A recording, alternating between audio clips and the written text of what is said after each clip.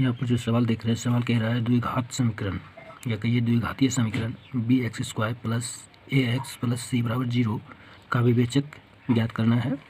अगर ऐसा सवाल आपको पूछा जाता है तो आप क्या करेंगे? आपको ये बहुत ईजी है, इसमें कहीं कोई हड़बड़ाने वाली बात नहीं है। आपको करना यही है कि आपको दिमाग में रखना है कि विवेचन जो होता है, विवेचक बराबर फॉर्मूला क्या होता है। विवेचक होता है ax² plus bx plus c equal to 0। इसमें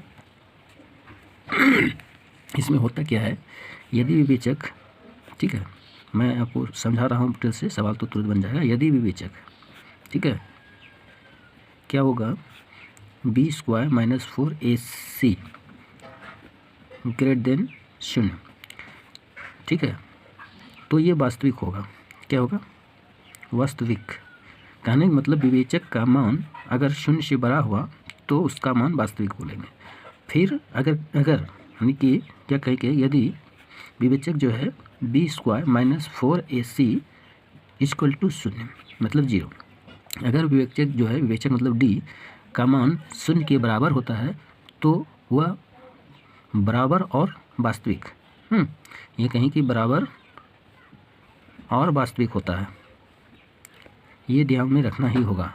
यदि b² minus 4ac less than 0 मतलब 0 से छोटा होता है, इसका मान 0 से छोटा हुआ तो आपको कहेंगे कोई वास्तविक मूल्य नहीं है, ठीक है, कोई वास्तविक मूल्य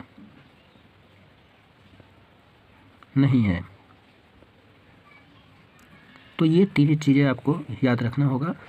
और अब सवाल को हम पढ़ के बना लेते हैं। देखिए यहाँ पर जो सवाल दिया है bx² ax प्लस c, तो यहाँ पर bx² plus ax plus c equal to 0, तो हमें a बराबर क्या है, a के स्थान पे b है, b के स्थान पे क्या है, a है, और c के स्थान पे c है, ठीक है।